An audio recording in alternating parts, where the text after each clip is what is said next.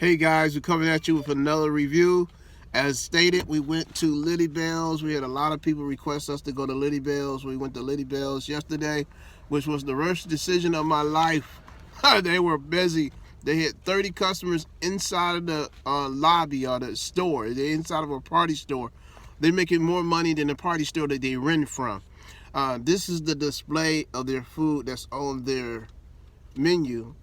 And I must say the presentation that you get in the box doesn't match that. It doesn't match that any place you go, but it's not even close as far as matching the presentation in the box. As we go forward, we have a website coming up next week. I'll show you the difference between the presentation that we got from them inside of the box, looking at the food, and the presentation we got from somebody else to show you that there is a difference. And even though it's in a box, you can present it well. Now, to the review. It's going to be tough to judge them on a lot of levels because they were experiencing an extreme situation. I don't know if they like this every Sunday, but this Sunday they had 30 people in there waiting on food. They had everybody at an individual station. As far as customer greeting, we didn't get one. But like I said, they were really busy. But he was very nice and friendly until he walked out in the middle of the shift. He couldn't take it no more and he left.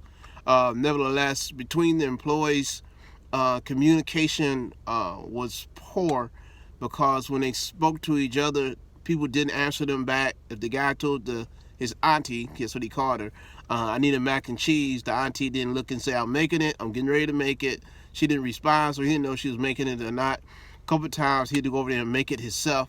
When you have breakdown communications like that, when you got 30 people in the room waiting on food, it's not good. So nevertheless, I can't grade it on cleanliness because they're extremely busy. They had food everywhere. And I say everywhere, I don't mean messy. I don't mean slang all on the floor and stuff. It was in containers everywhere. They didn't have enough place to place the food that they were preparing to give to the people. That's just how busy they were.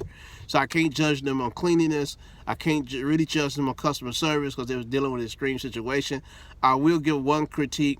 There was a lot of hostility between the individuals behind the counter. That's never good for business. You got to keep that stuff quiet and talk about it later on.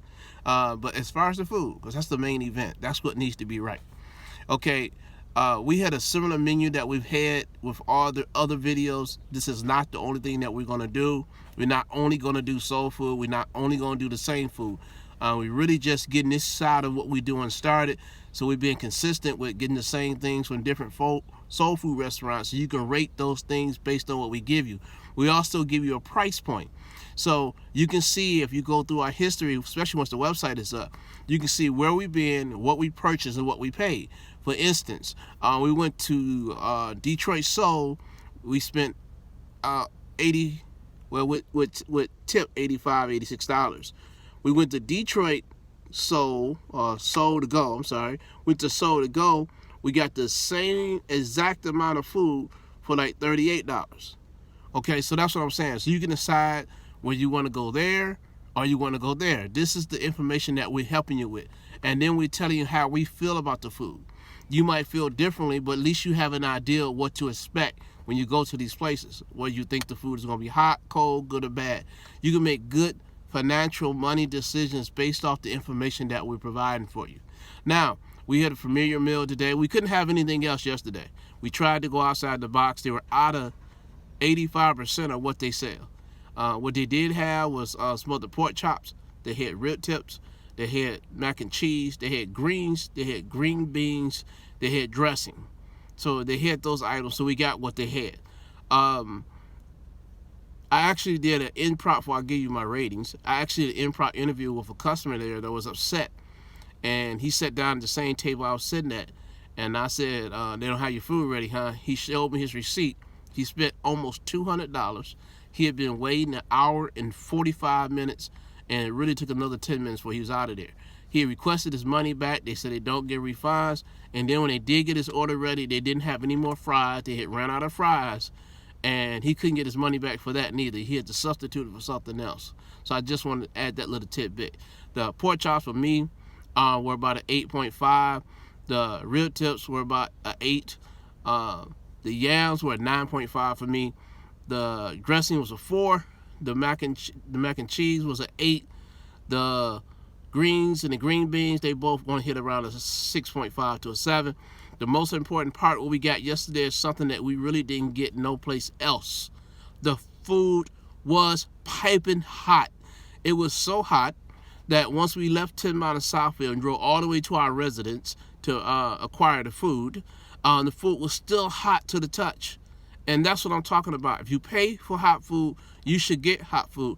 And I don't even know how they pulled that off, because they were so busy. They had so many orders that you couldn't see the counter, and they were waiting for different pieces to come from the order before they can pass it out. So food sat there for a while. But we lucked out, and our food was hot, and they were extremely busy. And I'm going to pass it to D. Yes, the food was good. The service, I can't rate neither. The way the food is for call-ins and for customers that walked in should be separated. It should not be together, because they had so many takeouts that they mixed it up with the call-ins, and they had to keep searching through for it. So I think that's one thing that they can improve far as in their restaurant, to turn around and keep it separate. And when you are working, you should not be able to have any animosity towards a boss, another co-worker, and the person that is there patronizing the business should not be able to witness that. I understand that there's going to be some problems with an employee or maybe a management that may not sit well with you. But as a consumer, they're patronizing. We shouldn't see the difference between each other, or the anger, or whatever it is that you guys are having. Far as the pork chops, my rating for that is about a 5. The rib tips, they seemed like they were beef ribs. There wasn't small little bitty tips like you generally get, but they were good. Sauce was good, smoky flavor in the meat. The green beans, I say they were about a 5. They say they come with smoked turkey, but they must have missed giving me the smoked turkey in it. The greens, I say about a 4. The yams, again, I'm not a nutmeg and cinnamon person. Just give me candy yams straight. So they were okay. They were nice. The dressing, well seasoned. I mean, it was really good. Only thing I can complain about that is that they needed to let that cook a little longer, because it was more of a mashed potato instead of a firmness for the dressing. What else did we have? The mac and cheese. It was good. It wasn't creamy like I would like it, but it was good. It passed. I'll give that probably about a 5. Rodney had Kool-Aid, and he said it was a diabetic Kool-Aid. I might have tried it if they had a different flavor. Kool-Aid was a 10.1. You might have to give up a leg or a thigh for it, but it was good. Then the overall service, like we said, when you walked in, there was no greeting, no hello. Everybody was confused, and when things were asked of someone, that nobody responded to the request of what they were asking for. And if the gentleman that had ordered almost $200 worth of food could not get what he paid for, then just a substitute, that's a good thing. I like that they're willing to substitute. But if it's on the fault of them not being able to provide what he wanted, and he wanted a refund after that long wait, I agree. He should have got that.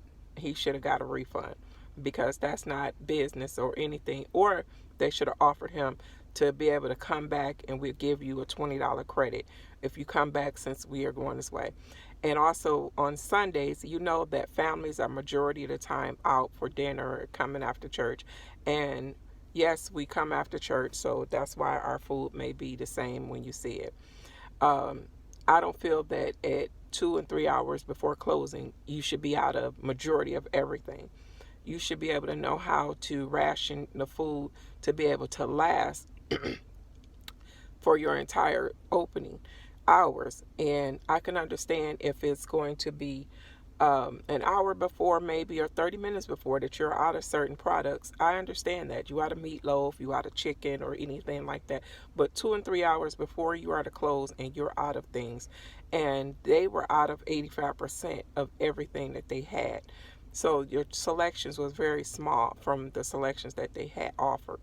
So that is my only dislike with the restaurant. But I will go back, because they are up and coming. They're trying, and it was just a busy day for them. So yes, I will give them a try again, and see you on the next taste. Okay, and I'll add to that. Now, if yesterday was a one-off, like if they generally don't have 30 people waiting at one time, then I can understand they running out of a lot of stuff that they have. It's a very small kitchen. They got a really good problem. Here's their problem. They got a kitchen that's too small for the business load. That's a good problem to have. To have more customers than you have space, because that means you have time, you have place to grow. You can grow into a restaurant, to a bigger restaurant, to a bigger kitchen. So they got a good thing going there. I took a picture of all the people yesterday. I may or may not post it, I don't know. But the store was full. Everybody was lined up down the aisles. The aisleway was completely blocked. The store wasn't making any, well, they making money off selling the beer and the wine and the stuff, but the money maker was the restaurant. I recommend them. Overall, I'm going to give them a very high rating. I'm going to give them between 8.5 overall or 9 because of the quality of the food. Like I say, I repeat again, I can't totally judge them on customer service because of the situation that they were underneath. And the young man that walked out in the middle of that because he was frustrated, he couldn't come back to work for me again.